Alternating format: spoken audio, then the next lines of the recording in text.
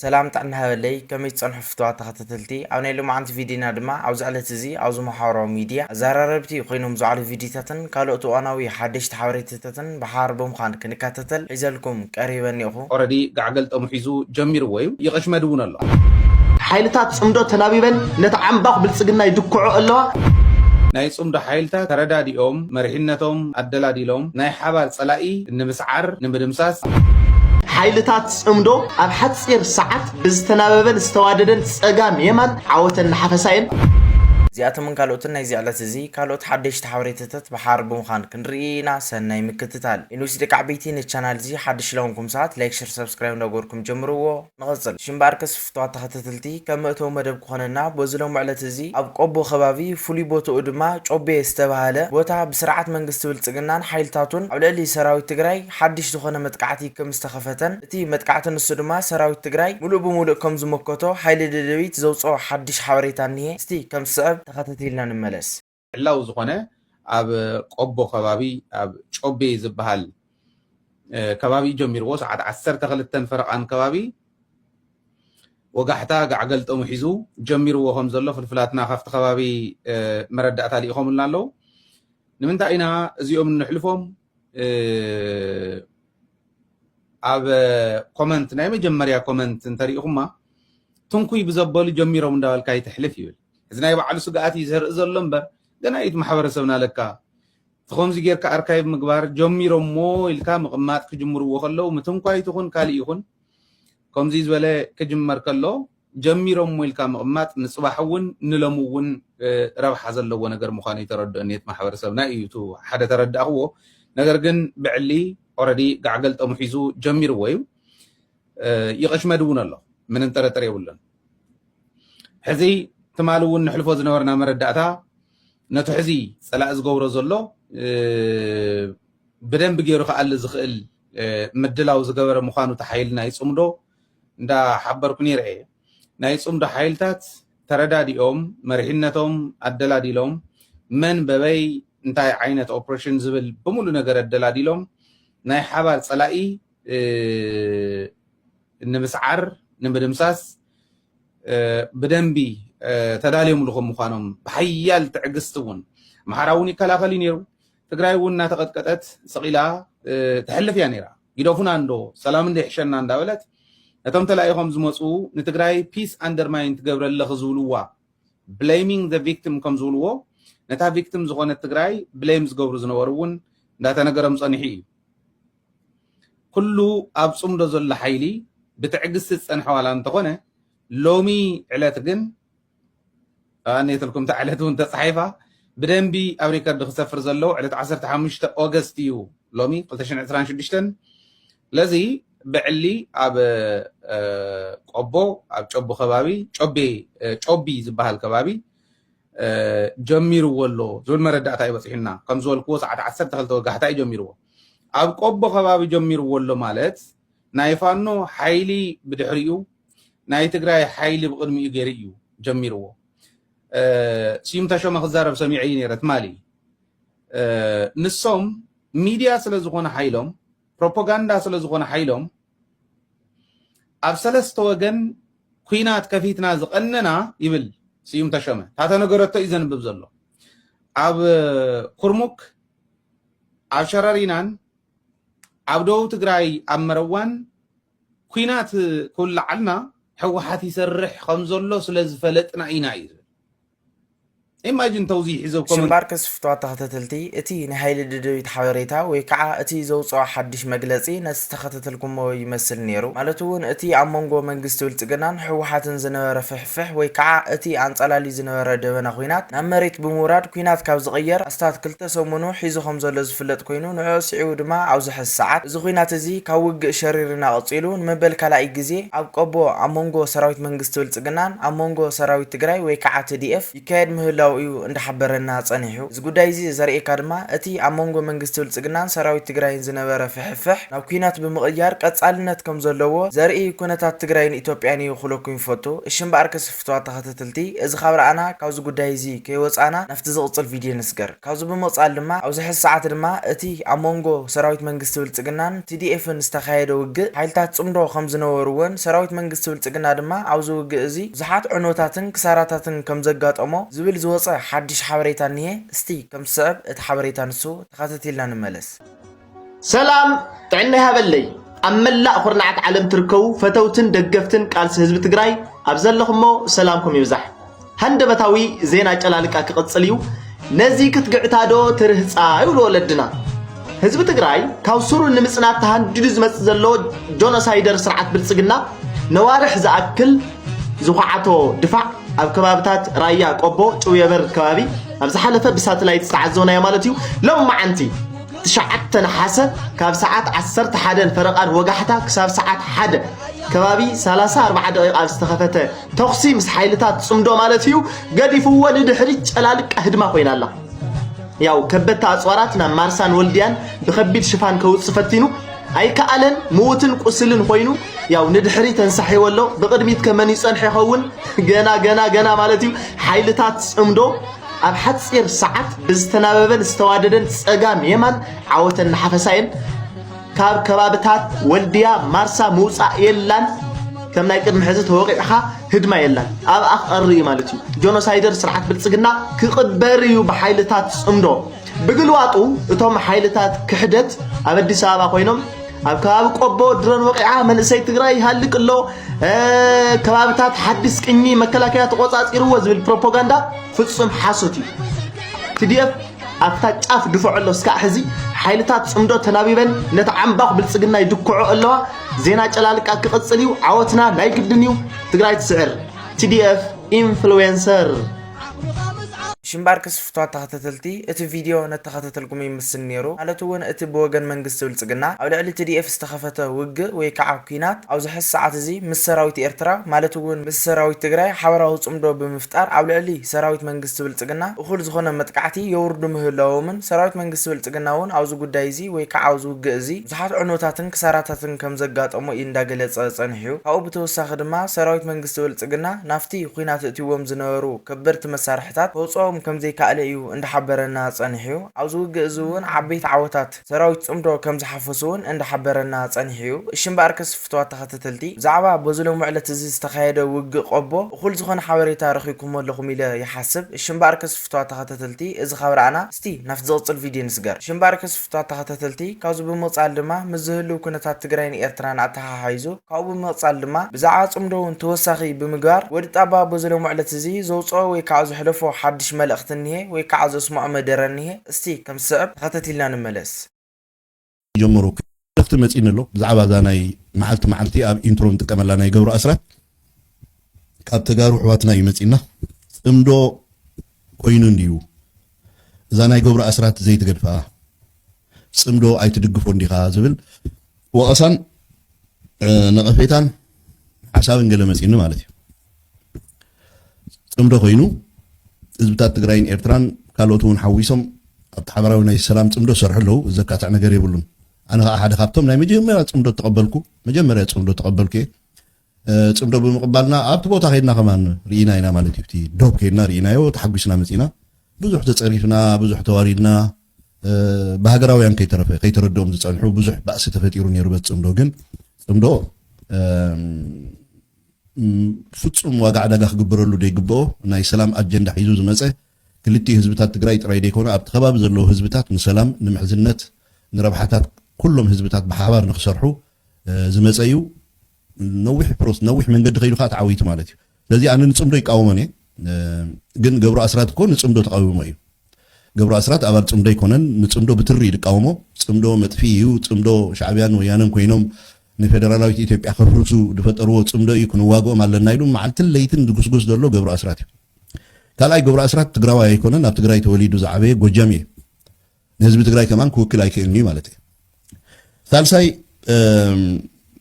ብዛዕባ ጽምዶ ምድጋፈይ ዘይምድጋፈይ ኩሉ ህዝቢ ስለ ዝፈልጦ ብዙሕ ኣብካ ኣይከራኸርኒ ግን ገብሩ ኣስራት ፀረ ጽምዶ እምበር ደጋፊ ናይ ጽምዶ ኣይኮነን ስለዚ بعند رؤسو ذا فيديو كم إنترون تكمل لنا قبل أسرات سلطان كله قدم انتي كم دجبرة دحار سلطان مسجد هون تنازل لا فيديو مبزحته منسيات حرقلته منسيات إيرتراويان حزبنا قال يدنا غير نيريو مخنياتو تي كوينات من جميرو ويانا جميرو مو نو شعبيا جميرو مو زبل معات مكاتع نغير نيرو يجن بعلو ابتو وانتي ناي كل التግራይ بريزيدنت زنبره قبل أسرات الكوينات كم يغيرهم تجمره ولا وعيلو حدير يدون جيمبرت حق درجحو وين حزب تግራይ حزب إيرترا حزب إثيوبيا بحفشه كوينات شعبيا خم يجمرو مبدسنا اي تكوينات بادمه حسوت كم زغونه بقداي بادمه تግራይ يكون نا إثيوبيا منجستي ولا حنت خطع ديمان خم زي بلو طرعان كم زي نورو اتقاند شجر زنبره ግን ህዝባው ግንባር ሓርነት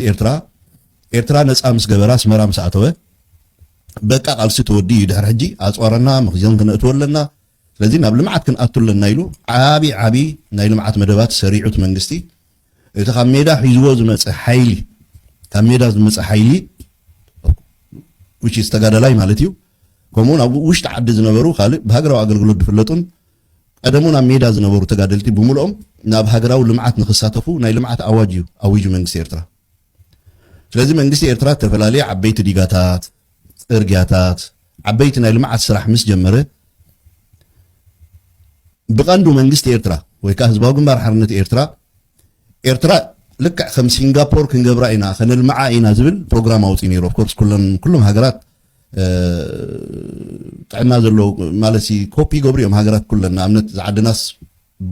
ብናይ መን ናይ ኢኮኖሚ ፖሊሲ እንተኸንሓይሽ ናይ ቻይና ዶ ናይ እንግሊዝ ዶ ናይ ፈረንሳይ ዶ ኢትዮጵያ ንባዕላ ሕጂ ናይ ፈረንሳይ ሕገ መንግስቲ ወይ ቅዋም ጌራ እትመሓደር ደላ ዝኩሉ ሽግር ፈጢሩላ ደሎ መለስ ዜናውን ዳዕዲዑ ባዕሉ ተዛረቦ እዩ ዝቅዋም እዚ ዋሃ ዘበለ እዩ ካብ ዓዲ እንግሊዝን ፈረንሳይ ቀዲሕና ደምፀና ኢሉ ተዛሪቡ እዩ ማለት እዩ መንግስቲ ኤርትራ ግን ኩሉ ተዓቕም ሰራዊቱስ ናብ ልምዓት እትይዎ ኤርትራ ሲንጋፖር ናይ ምግባር حلم ስለዝነበሮም ነዚ ሕልሚ እዚ ከዓ ንሕና ክንዕንቅፎ ስለዝነበረና እምበር ምእንቲ ባድመ ይኮንናን ተዋጊኢና ባድመ ሓሶት እዩ ኢሉ ኣረጋጊፅዎ እዩ ኣብቲ ዋንቲ ስልጣን ናይ ገብሩ ኣስራት እንታይ ነይሩ ገብሩ ኣስራት ካብቶም ዓበይቲ ወሰንቲ ናይ ህዝባዊ ወያነ ሓርነት ትግራይ ነይሩ አቶ ገብሩ ኣስራት ናይ ህዝባዊ ወያነ ሓርነት ትግራይ ፖለቲካዊ ቤት ጽሕፈት ኣባልን ኣባል ማእከላይ ሽማግለን ናይ ክልል ትግራይ ፕሬዚደንት ከዓ እዮም ነይሮም ኣብቲ እዋን ስለዚ ብናታቶም ፊርማ ብናታቶም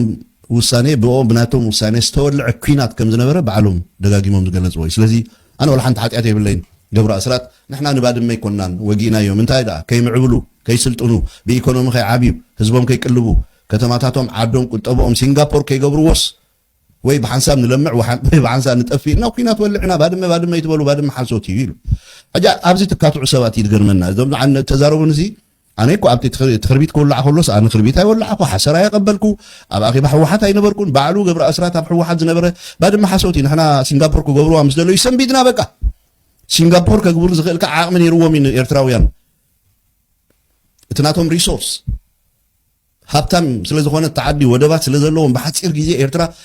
سنغافورة يكون سلعلي سنغافورة كقبلوا سلزخولوسي بقى قلتيفنا هنعنكفوا مالنا إلا نبذ كل مشكلات هنا يميلوا بعد يتزاريبوا ስለዚህ አሽንኳይ አመተው ይኮነን አመውጽ አመተው አመዕረፊ አኩሉ እዚ ቪዲዮ ዝክን ተቀመልና ቢኮዝ ወለዶታት ከይጋገዩ መንስያትና ከይጋገ ኢቭን ተጋሩን ብዙሓት ተጋገዮም ኩናት ወያነ ከም አሚን ሻዕቢያ ከም ጀመሮ ንብዙሓት ተጋሩ ዘጋገዩ ሰባት እዮም ዚያቶም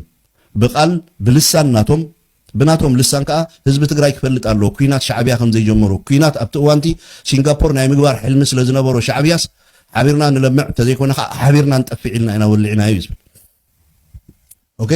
ስለዚህ እዚ ከነንበድ ብደንበር ጽቡቅ ገርና ታሪካውያን ጸላእትና ኣብ ሰዓት ዝጽምዶ ተገይሩ ሰላም ተገይሩ ምስመን ምስ ህዝቢ ትግራይ እቲ ሽዑ ተገበረ ሓጢያት ተገበረ ጌጋ ግን ኣብ ታሪክ ተሰኒዱሎ ብጣዕመና እንተኮይኑ ደቅናን ክንምህረሉ ኢና ስለና እንዳጓሓብ ክንእት ወይ ንኽእልና እዚ ኩሉ ርእሲ ኤርትራውያን ተገበረ ግፍዕታት ንደቅናን ክንምህረሉ ኢና እቲ ጽቡቅ ክንብሎም ኢና ሕማቅ ክንብል ኢና ታሪክ ከም ዘለዎ ኢኻ ተቐምጦ ሎሚ ሰላም ፍቕሪ ምሕዝነት ጽምዶ ይግበራሎ ቢኮዝ ናይ ሓባር ርብሓ እዩ ሰላም ከዓ ናይ ሓባር እዩ ولم زلم يلن رداكم الله ما أنتي مجوجو تحلف عن جواز بهال أيكون أنت تصمدو مالتي ناكلت ترى بحاجة حلوة تصمدو سلزي تصمدو مزي زرخ بنجري ولا تصمدوش مزي زرخ بنا دورة أسرات كاليو أرد تصمدو أب سعزي كلت تجز الله كارا جيرو قبل الحزب تجرين حزب إيرترام كوينا زاوج جسبي نصون بتصوتو نصو جنرال سامورا جنرال يوحنس منجا ጀነራል ጻድቃን ጌታቸው ረዳ ኩሎም ቶም ኣብኡ ደለው ኣብቲ ደቡብ ዝበሃል ኣብ ኢትዮጵያ ዓሪዶም ተሓቢኦም ዘለው ኣንጻር ህዝቢ ትግራይን ኣንጻር ህዝቢ ኤርትራን ክልተ በላሕቲ ካራ ዝጥቀሙ ዘለው ናይ ዘመንና ኣንጻር ህዝቢ ትግራይን ህዝቢ ኤርትራን ኩናት ዝኣወጁ ሰባት እዮም ስለዚ ጥዕዮ ክፅሊ ማለት ኦኬ ዶ ስለዚ ጽምዶ ስለ ዝኾነ ግደፋ እዚኣ ሳይጠቅም ተጋሩ ከይኩሪዋ ንተጋሩ እንዲ ኩናት ድኡ ጀሎም ደሎ ንተጋሩስ ኩናት እውጆም ኣሎ ኣዲስ ኣበባ ኮፍ ኢሉ ሕወሓት ከይጠፍአ ሰላም የለን ሕወሓት ከተፍእ ተኮይኑ መጀመርያ ሻዕብያ ክጠፍእ ኣሎ ኢሉ ብሰርሕ ዘሎ ድጉስጉስ ዘሎ ምዃን ዳ ኣብይዎ እንዳተጎረሹ ብሸት እምበር ዊስኪ እንዳሰተ ጥብስ እንዳበልዐ እኮ ኣዲስ ኣበባ ኣብ ልዕሊ ህዝቢ ትግራይን ህዝቢ ኤርትራን ኩናት ኣውጅ ደሎ ኣይተገብሮ ኣስራት እዩ ስለዚ በየናይ መለክዒ ንጽምዶ ክትንክፎ ክእል ኣብ ቁም ነገር ራ ጉዳይና ንእቶ ደቂር ትማሊ ትዘልዓልናይ ኣጀንዳ ኣዲስ ኣበባ በቕልል ዝበለ ዘረባ ኣዲስ ኣበባ ቀንዲ ማእከል ናይ ግርጭት ናይቲ መንግስትን ህዝብን ወይ ክልላትን ብሄራት ናይ ኢትዮጵያ ኮይኑ ኣሎ ማለት እዩ ሕጂ ሲምፕል ቀሊል ነገር ኣይትረኣይዎ ዝናይ ኣዲስ ኣበባ ሎመዓልቲ ተኣኪቦም ዒሎም ክሰማምዑ ይከኣሉን እቶም ናይ ብልፅግና ኦፒዲኦ ማለት ደቂ ኦሮሞ ኣዲስ ኣበባ ዋና ከተማ ናይ ኦሮሞ ክትከውን ኣለዋ ፌደራል መንግስቲ ክገብር ተደለየ ይግበር ኣይኮነን ከዓ ናይ ፌደራል መንግስቲ ማእከል እንድሕር ኮይና ቀንዲ ረብሓታት ብምሉእ ናይ ኣዲስ ኣበባ ድማ ንኦሮምያ ክፍል ኣለዎ ክወሃብ ኣለዎ ይድብል እዚ ናይ ውሳኔ ሓሳብ እዚ ንሙሉእ ህዝቢ ኢትዮጵያ መሰሉ ድገፈፈ እዩ ባይዘወይ ንክልተን እዮም ኣቀዲሙ እቲ ፕራይም ሚኒስተር ብዛዕባ ድሬዳዋ ተዛሪቡ ነይሩ ድሬዳዋ ኣካል ኦሮምያ ንምግባር ኣብ ዝሓለፈ ግዜ ድሬዳዋ ኣብ ናይ ወያነ እዋን ግዜ ማለት እዩ 30 ገለን ዓመት ንበሎ ወይ ወያነ ብስልጣን ስጋዕ ዝነበረሉ ስቲል ስጋዕ ሕጂ ድሬዳዋ ልዩ ኣስተዳደር ወይ ከዓ ራስ ገዝ ኮይኑ ባዕሉ ንባዕሉ ኢዱ ማሕደር ድሬዳዋ ኣስተዳደር ይዝብል ነይሩ ከም ክር ዝግበር ዘሎ ሃገዛዊ ዝርብ ዝግበር ዘሎ ስለምንታይ ናይ ኣዲስ ኣበባ ጉዳይ ሓደ መዕለቢ ከይተገብረሉ ይቅፅል ኣሎ የአዲስ አበባና የድሬዳዋ ከተሞች ጉዳይ የምክክሩ አንድ አጀንዳ ሆኖ መቅረባቸው ይታወቃል። ናይ አዲስ አበባና የድሬዳዋን ጉዳይ ናይቲ ምክክር ኮሚሽን ቀንድ አጀንዳ ሆይኑ ቀሪቡ ወቃል በተለይ የአዲስ አበባ ጉዳይ በፍላይ ናይ አዲስ አበባ ጉዳይ ተመካካሪዎች ዘንድ ከስምምነት ላይ ለመድረስ ያልቻለ ነጥብ ሆኗል። بفلاي نادي سبا قدي إذا ما 4 شح تجابيهم ذلوا بزعباتي شيكون على هذه العباية تجي أكثر من لون كيوم ذلوا بزعباني نادي سبا قدي كسامم عيكالون አዲስ አበባ ራሷን የቻለች ክልል በኦሮሚያ ስርና በፌደራል መንግስት አዲስ አበባ ነፍሳ ዘቃለት ክልል ትኾንዶ አዲስ አበባ ኣብ ትሕቲ ኦሮሚያ ትኾንዶ ወይ ከዓ ኣብ ትሕቲ ፌደራል መንግስት ትኾንዶ ዝብል ሰለስተ አካታሕት ተቀሪቡ መንግስቱ ስርቱን የሚሉ ሀሳቦች ቀርበዋል። ለአንድ ወር በዘለቀውና በየደረጃው ንሓደ ወርሒ በተከታታሊ ዝገብርዎ ዘለው ዝርርብ ኣብ መዕለቢ በጽሐ ተካሄደው ምክክር አጀንዳው ከመደምደሚያ ላይ ሳይደርስ በንጥልጥል ቆይቷል። ተሳታፊዎች ለቢቢሲ እንደተናገሩት በመጀመሪያ ዙር ምክክር በፌደራል ወይም በኦሮሚያ ስር ለመሆን አማራጭ ኣብ ተቀዳማይ ናይ ዝብር ምራቅ ኣብ ትሕቲ ኦሮሚያ ወይ ከዓ ኣብ ትሕቲ ፌደራል ንክትከውን አማራጭ ቀሪቡ ነይሩ። ሀሳቦች ጎልቶ ነበር። በዚህም ከተማዋ ራሷን የቻለች ለፌደራሉ መንግስት የምትጠራ በህዝብ ተወካዮች ምክር ቤት ውክልና ያላት የራሷን ፖሊስና ፍርድ ቤት ያላት በነዋሪዎቿ የተመረጠ አስተዳደር የሚኖራት ዋና ከተማ ትሁን የሚለው ስምምነት ላይ ተደርሶ እንደነበር ተሳታፊዎች ለቢቢሲ ገልጸዋል። ነገር ግን በፌደራል መንግስቱ ስር ትሁን የሚሉ ተሳታፊዎች ቁጥር ሚዛን ከደፋ በኋላ ሌላ አጨቃጫቂ ሀሳብ መቅረቡን ይናገራሉ። ይህም ከቀረበ ተከታተልቲ እቲ ቪዲዮ ነተከታተልኩም ይመስል ነይሩ ማለት ወን ጣባ ብዛዕባ ጽምዶ አመልኪቱ ዘስምዖም ነጥብታት ነቶም ዝተከታተልኩሞም ይመስሉ ነይሮም። ሽምባር ክስፍቷት ተከታተልቲ ኣብዚ ጉዳይ እዚ ሓሳብ ወይ ካዕሪቶ ለና ትልሳት ተሃሊኹም ኣቦታ ኮመንት ተቀምጥለይ ብትሕትና ይለዋወኩም። ኣብዚ ብምጻል ድማ ብትማለ ዕለት ሃይሌ ደደቢት ኣብ ዘስምዖ መደረ እዚ ጽምዶ እዚ ንመንግስቲ ብልጽግና እቲ ዓብይ ራዕድን ሻቁለትን ፈጢሩሉ ከም ዘሎ ኣብ መደረኡ እንዳስምዐ ይርከብ። እስቲ እቲ መደረ ሃይሌ ደደቢት ብጽሞናን ብትዕግስትን እስካዕ መወዳእታ ክንከታተሎ ብትሕትና ይለዋወኩም። እስቲ ተከታተልና እንመለስ። ብርግጽ ሕማም መርዘን አብይ አሕመድ ኮይኑ ጸኒሑ እዩ ከምቱ ንፈልጦ ማለት እዩ። ነገር ግን ሕዚ ናብ ናይ መወዳእታ ግዜ ንበሎ ናይ መወዳእታ ኩነታት እንዳበፅሐ ይርከብ። ጽምዶ ፈጢሮም ትግራይ፣ ኤርትራ፣ ሱዳን ምስ ካልኦት ናይ ውሽጢ ኢሉ ዝሓሰቦም ይመፁን ኣለዉ ኢሉ ትግራይ ናይ ውሽጢ ከም ዘይኮነት ኣካል ኢትዮጵያ ከም ዘይኮነት ቆፂሩ ዝዛረብ ዝነበረ ብግልፂ ዘቅርብ ዝነበረ አብይ አሕመድ ሕዚ ናይ ጽምዶ ኢምፓክት ብተግባር ክሪኦሉ ናብ ዝኽእለሉ ኩነታት በፂሕና ኣለና። ብዙሕ ሰብ ጽምዶ ጽምዶ ትብሉ ኣለኹም። ነገር ግን እቲ ናይ ጽምዶ ውፅኢት ደኣ ኣበይ ኣሎ? ትግራይ እናተደብደበት ስቂሉ ዝርኢ እንድሕር ኮይኑ ናይ ጽምዶ ትርጉም ደኣ እንታይ እዩ? ኣብ ልዕሊ ትግራይ ከበባ እንዳፈፀመ ስቂሉ ዝርኢ እንድሕር ኮይኑ ናይ ጽምዶ ውፅኢት ደኣ እንታይ እዩ? እዚኦምን ካልኦትን እንዳሓተትኩም ፀኒሕኩም ኢኹም። ፍላይ ናይ ድሮን ጥቃዓታት ክበፅሕ ከሎ ኣብ ሸራሮ ምስ በፅሐ ቅድሚ ሸራሮ እውን ኣብ እንትጮ ኣብ ጸለምቲ ኣብ ቆላ ተንቤን ከምኡ እውን ቅድሚኡ እውን ኣብ ናይ ቦርደር ናይ ዓፋር ናይ ትግራይን ኣብ ዘጋጠሙ ኣብዚኣቶም ፃውዒታት እናቀረቡ ፀኒሖም እዮም ኣወል ሰዒድ ሓደ ግዜ ዝበሎ ነይሩ ትግራይ እንተተነኺኣ ብድሮን ይኹን ብኻሊእ እንተተነኺኣ ድሮናት ሻዕብያ ኣበይ ከም ዘንዣበባ ክፈልጥ ክኽእል ኣለዎ እዚ ህፃን ኢሉ ዘቕረቦ ነይሩ እዚኦም ኣበይ ኣለዉ ዝብል እዩ ነይሩ ትናትኩም ኢለ እየ ዝሓስብ ሕዚ ከዓ ብፍላይ ድሕሪ ናይ ሸረሪና ድሕሪ ናይ ደቡብ ትግራይ ኣበይ ዳ ኣሎ ትፅምዶ ዝብል ሕቶ እናበዝሐ ይመፅእ ኣሎ ብተግባር እውን ንሪኦ ኣለና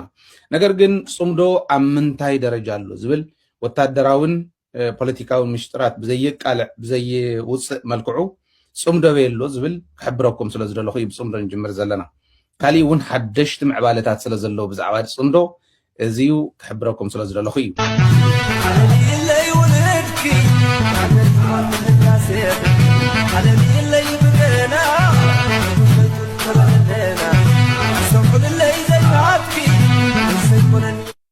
በግልፂ ትግራይ ኣብ ባዕላ ኣብ ዓርሳ ዝተመርኮሰ ህልውና ክህልዋ ኢና እንደሊ መራሕትና እውን ቃል ብቃል እዚ ነግረሙና እዮም ሽምባር ከስፍቷ ተኸታተልቲ ናይ ሎማዓንቲ ቪዲዮና ነዛ ስካዓ ዝተኸታተልኩማ ትመስል ነራ ብኻሊእ ብለፅል ቪድዮ ሰዓን ንራኸብ ብዘለኹም ይምችኹም ሰላም ኩንለይ ሰሰና እዩ